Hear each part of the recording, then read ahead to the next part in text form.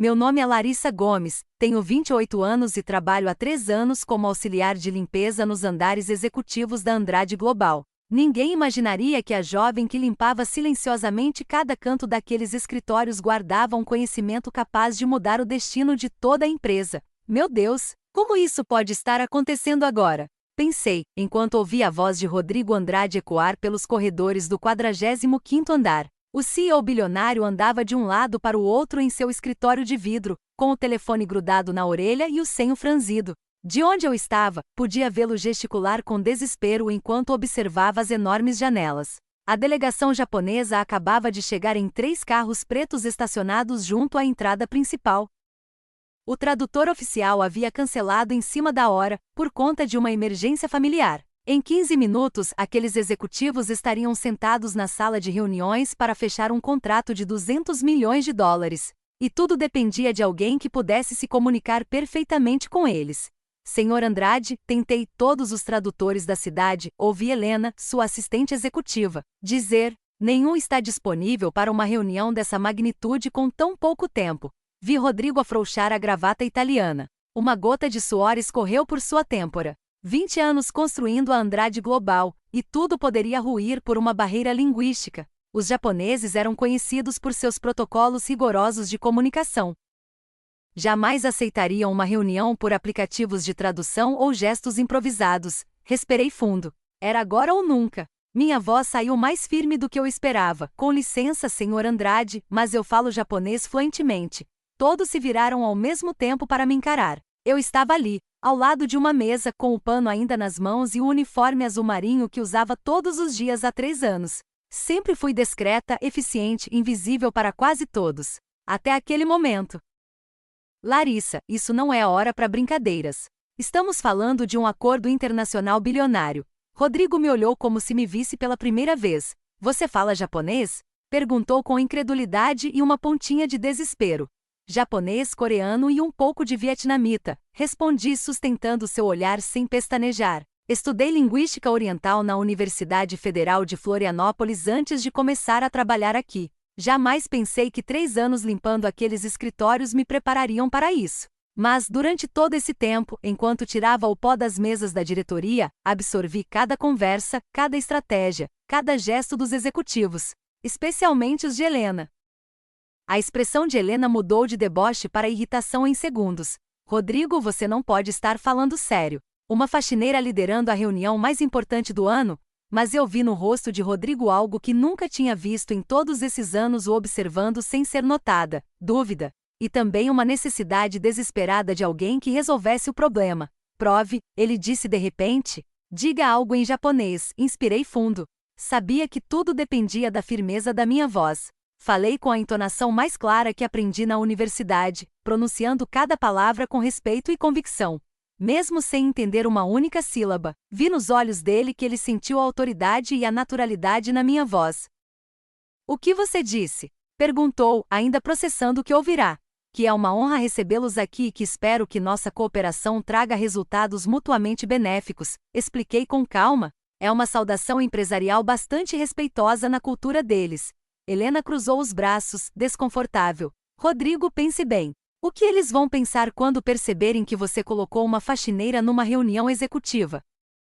Naquele momento, uma lembrança me atravessou como um raio. 6 meses atrás, a vi chorando no banheiro executivo, ao telefone com alguém. Aquela negra que sempre aparece nas reuniões importantes, disse ela com um desprezo que me queimou por dentro. Fingi que não ouvi, mas gravei cada palavra. O silêncio se prolongou.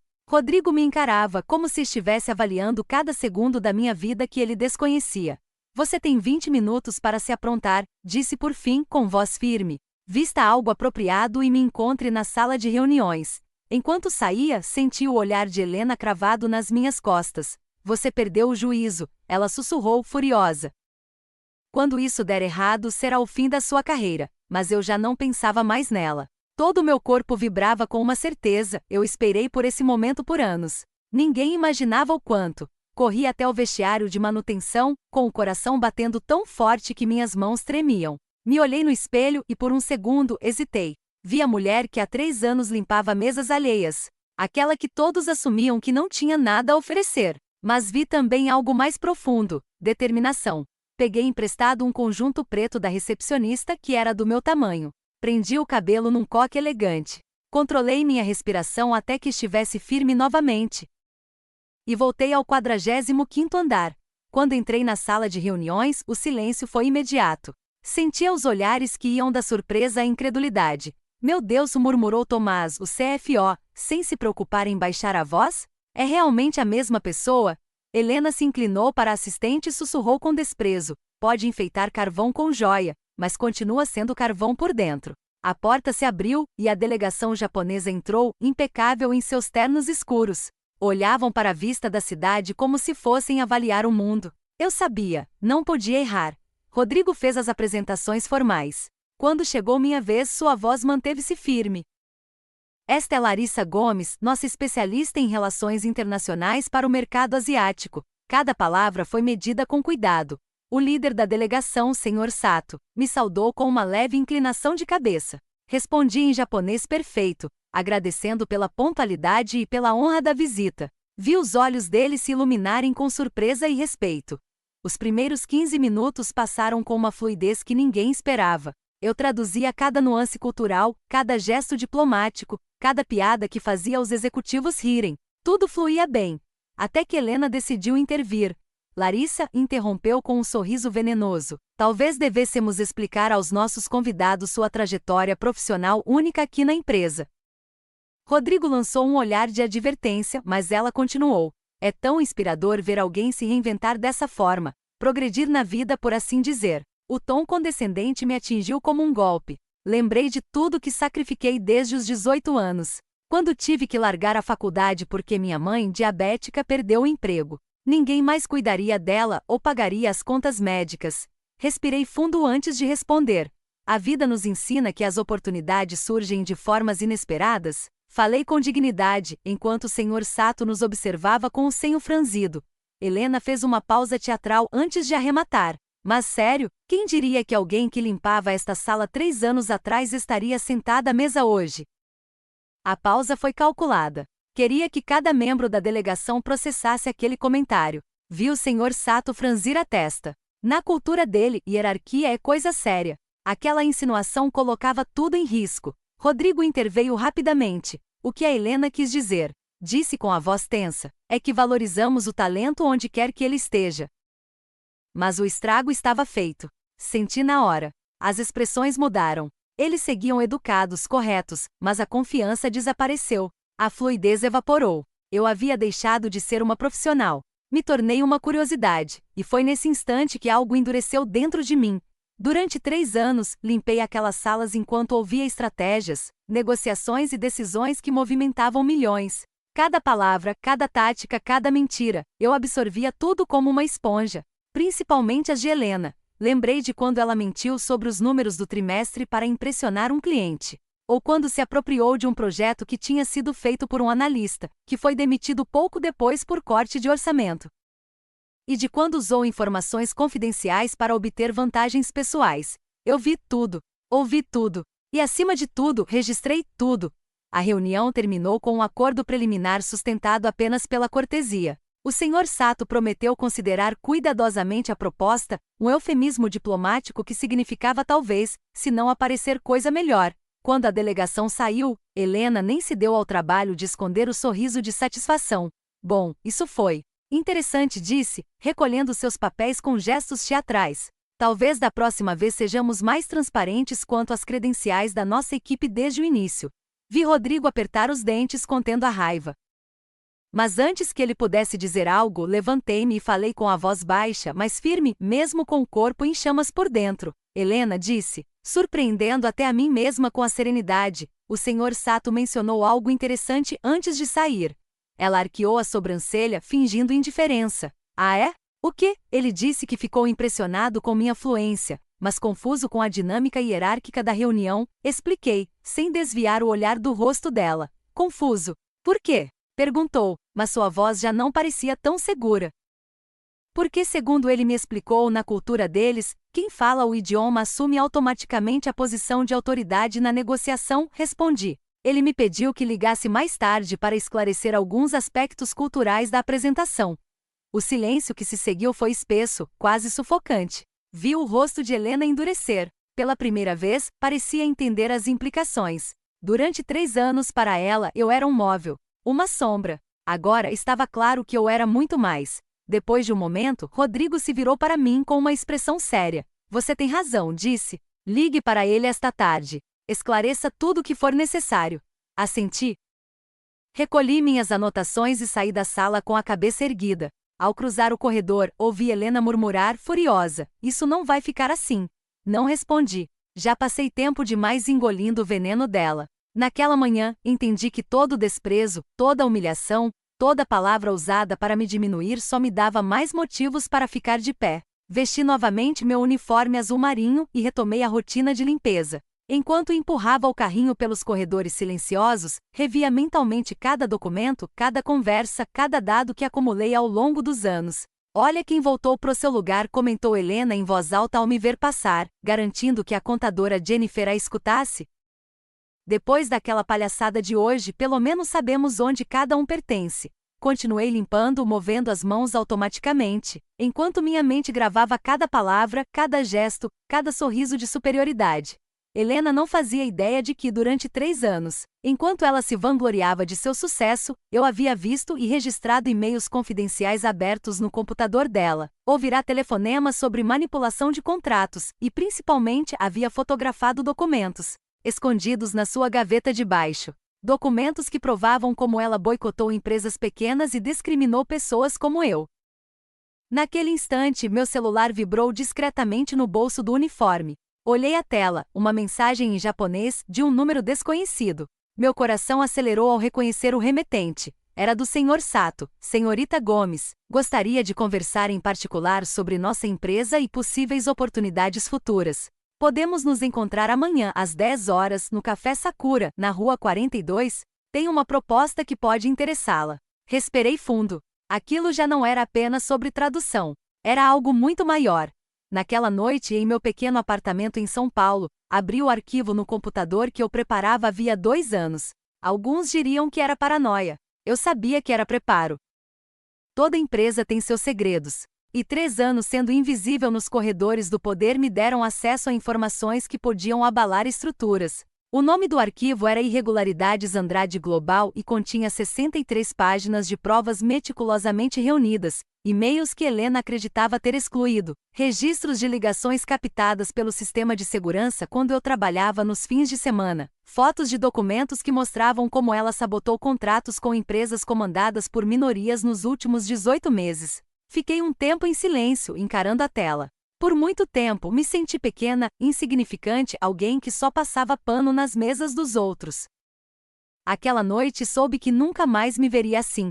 Na manhã seguinte, cheguei pontualmente ao Café Sakura. Usava um conjunto simples, porém elegante, comprado com minhas economias da época da faculdade. O Sr. Sato já me esperava, acompanhado por uma mulher de terno impecável que se apresentou como Aiko Tanaka, vice-presidente do Grupo de Desenvolvimento Internacional. Senhorita Gomes, começou o Sr. Sato em inglês, depois passou naturalmente para o japonês. Ontem percebi não apenas sua fluência no idioma, mas algo ainda mais valioso, sua compostura diante da pressão. Aiko se inclinou levemente com um sorriso discreto. Nossa empresa está expandindo para a América do Sul. Precisamos de alguém que compreenda a cultura japonesa e a brasileira. Alguém que conheça por dentro o funcionamento desses ambientes de negócios. E então, com um tom de cumplicidade, o Sr. Sato acrescentou: e alguém com a dignidade de não se curvar diante de pessoas pequenas em cargos grandes. Conversamos por 2 horas sobre estratégias, diferenças culturais e como muitas empresas brasileiras subestimam a sofisticação dos investidores asiáticos. Falei com a clareza que conquistei em anos de aprendizado silencioso. Sem medo. Sem hesitação. Quando Aiko deslizou um cartão de visitas pela mesa, segurei entre os dedos e li: Gomes Associados, Consultoria Internacional. Abaixo, o valor de um salário anual 5 vezes maior que o que eu recebia limpando escritórios. Considere nossa proposta, disse o Sr. Sato ao se levantar. Mas temos uma condição específica. Queremos sua ajuda para investigar algumas inconsistências que encontramos nos contratos da Andrade Global. Há indícios de práticas que violam regulações federais de comércio internacional. Assenti lentamente, guardando o cartão na bolsa. Durante 3 anos me trataram como um móvel. Agora 2 dos executivos mais influentes da Ásia me ofereciam não apenas um trabalho, mas uma aliança. Naquela noite, liguei para minha mãe. Mãe, lembra quando a senhora dizia que a paciência é a arma mais poderosa de uma mulher inteligente? Claro que lembro, filha, respondeu com aquela voz calma que sempre me acalmava. Porque acho que finalmente entendi o que a senhora queria dizer. Desliguei o telefone e fiquei olhando pela janela. Do meu pequeno apartamento, a cidade parecia distante e inalcançável, mas naquela noite senti que tudo estava ao alcance da minha mão. No dia seguinte, o clima na Andrade Global estava tão tenso que era quase palpável. Rodrigo convocou uma reunião emergencial com o conselho diretor depois de receber um relatório oficial da delegação japonesa denunciando irregularidades contratuais, o que poderia resultar em uma investigação federal.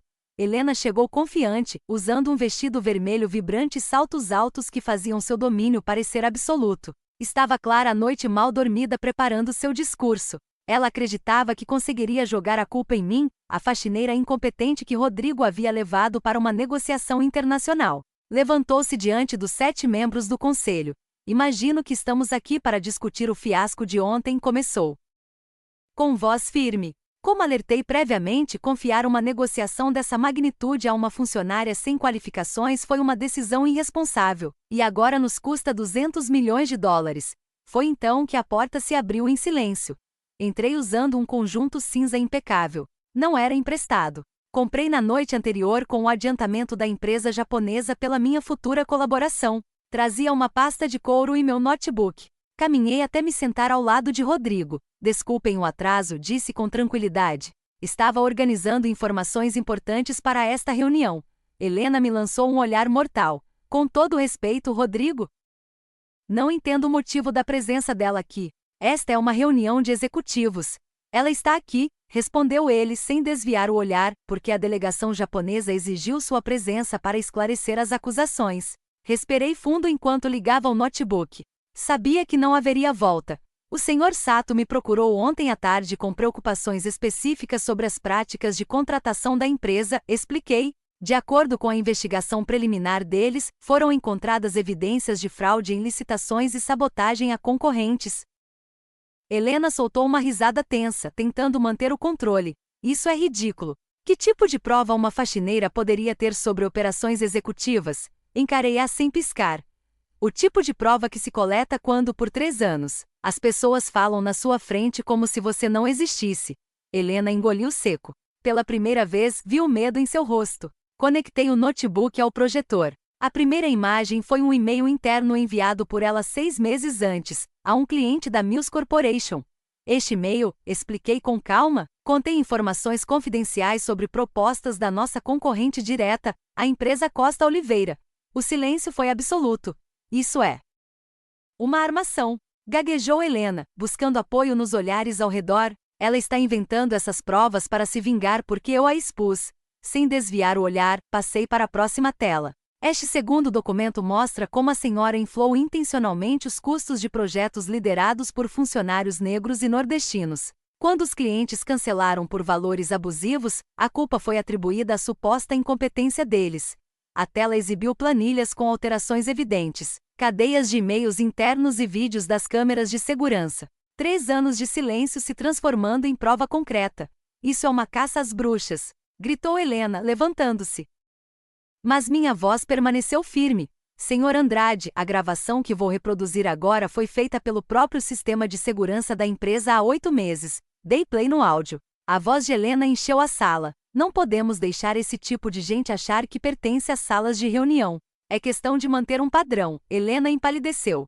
Sabia exatamente de qual conversa se tratava. Um diálogo com Tomás sobre preservar a imagem da Andrade Global. E isto, acrescentei, passando para outra gravação, foi há 2 semanas, quando ela orientou a recepcionista a descartar currículos com nomes muito étnicos. O Sr. Batista, um conselheiro negro de 60 anos, se inclinou para a frente com expressão gélida. Isso é verdade, Helena, Isso está fora de contexto, murmurou, com suor escorrendo pela testa. Vocês não entendem a pressão que tenho para manter o padrão da empresa. O padrão da empresa, e respondi serena, inclui ética, integridade e cumprimento da legislação federal antidiscriminatória. Todas foram violadas sistematicamente nos últimos 18 meses. Rodrigo virou-se para ela com uma expressão de pedra. Você tem 30 segundos para explicar por que não deveríamos demiti-la por justa causa e denunciá-la ao Ministério Público. Helena olhou em volta, procurando um rosto amigo. Não encontrou nenhum. Estão cometendo um erro terrível, sussurrou com a voz quebrada. Ela não passa de uma faxineira rancorosa que é a nova diretora de Relações Internacionais da Andrade Global, interrompeu Rodrigo firme. E você está demitida. O silêncio que se seguiu foi tão denso que dava para ouvir minha respiração. Helena permaneceu de pé cambaleante, enquanto assimilava que sua carreira de 15 anos havia terminado em minutos. Seus acessos serão revogados imediatamente, finalizou Rodrigo. A segurança irá acompanhá-la para recolher seus pertences, enquanto os seguranças a escoltavam. Ela me lançou um último olhar envenenado. Você pode ter vencido hoje, cuspiu, mas isso não muda o que você realmente é. Sustentei o olhar dela com calma. Tem razão. Sou exatamente o que sempre fui, alguém que observa, aprende e age no momento certo. A única diferença é que agora estou exatamente onde sempre pertenci. 3 horas depois, a reunião extraordinária do conselho havia terminado. Rodrigo me pediu que permanecesse na sala. Como você conseguiu tudo isso? Perguntou em voz baixa com um misto de admiração e surpresa. 3 anos de provas, gravações, documentos. Olhei para ele, e pela primeira vez em muitos dias, sorri de verdade. Quando tratam você como móvel, esquecem que móveis têm olhos e ouvidos, respondi com serenidade. Helena subestimou o poder da invisibilidade. E supervalorizou a própria arrogância. Ao sair daquela sala, parei por um instante diante da grande janela de vidro que dava para o centro de São Paulo. O reflexo que vi não era o de uma auxiliar de limpeza empurrando um carrinho. Era o de uma mulher que finalmente havia conquistado o seu lugar. Naquela noite, enquanto revisava os contratos com a delegação japonesa, compreendi uma verdade que agora fazia todo sentido. A melhor vingança não é destruir alguém. É construir algo tão extraordinário que tudo o que tentaram fazer contra você se torne insignificante. 6 meses depois, eu estava sentada na minha nova sala no 38º andar da Andrade Global. Minha mesa de vidro estava repleta de contratos em japonês, coreano e inglês. Já havia gerado mais de 400 milhões de dólares em novos acordos internacionais para a empresa.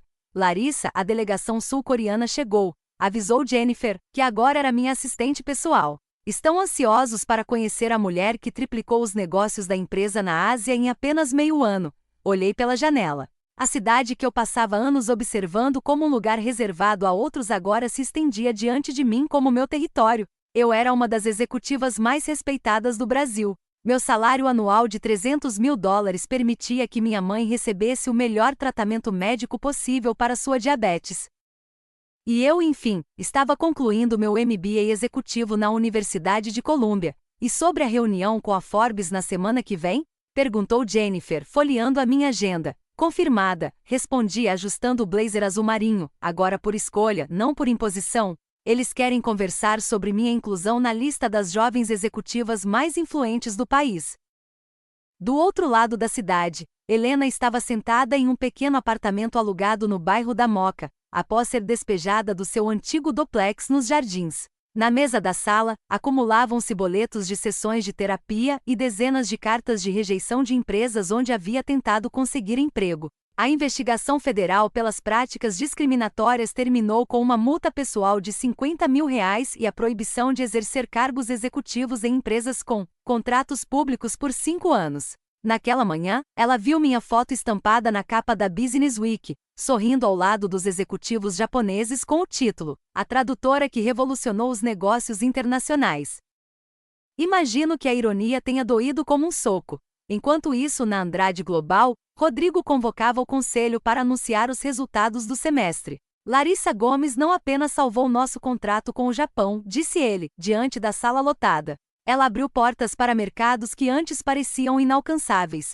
O Sr. Batista, o mesmo diretor que presenciou a queda de Helena, levantou-se para falar. Em 40 anos no mundo corporativo, raramente vi uma transformação tão profunda quanto a que Larissa trouxe para esta empresa. Ela provou que o verdadeiro talento não tem cor, não tem classe social e definitivamente não se esconde atrás de preconceitos. A sala foi tomada por aplausos. Permaneci sentada com humildade, lembrando da mulher que apenas 7 meses antes, empurrava um carrinho de limpeza por aqueles mesmos corredores. Naquela noite, em meu apartamento reformado no bairro do Itaim Bibi, recebi uma ligação da minha mãe. Filha, vi sua entrevista na TV hoje. Você falou tão bonito sobre segundas chances. Eu aprendi com a melhor, respondi, sorrindo. A senhora sempre disse que poderiam tentar nos diminuir, mas nunca diminuiriam o que a gente sabe e o que somos capazes de fazer. Durante aquela entrevista, me perguntaram se eu sentia algum ressentimento por Helena. Minha resposta foi simples e sincera. Helena me deu o maior presente que alguém poderia me dar. Ela me mostrou exatamente em quem eu não queria me transformar. Sua arrogância e preconceito me ensinaram que o verdadeiro poder está em levantar os outros, não em pisar neles. 3 semanas depois, voltei à Universidade Federal de Florianópolis, minha antiga faculdade, para anunciar um programa de bolsas de estudo que criei para estudantes de baixa renda que foram obrigados a abandonar os estudos por dificuldades financeiras. Ninguém deveria ter que escolher entre cuidar da família e perseguir seus sonhos, disse diante de um auditório lotado de jovens, emocionados. O programa, financiado em parte com meu próprio salário, já havia aprovado 20 bolsas integrais para o semestre seguinte. Do seu apartamento na Moca, Helena assistiu à cerimônia pela internet. Fechou o notebook com lágrimas nos olhos. Pela primeira vez em meses não eram lágrimas de autopiedade, mas algo que começava a parecer remorso. Voltei a Andrade Global, pelos mesmos corredores que percorri por 3 anos empurrando o carrinho. Agora, jovens executivos me cumprimentavam com respeito. Secretárias me pediam conselhos profissionais. E o mais importante, eu já estava mentorando 5 funcionários de diferentes áreas, todos com talentos que ninguém antes havia se importado em enxergar.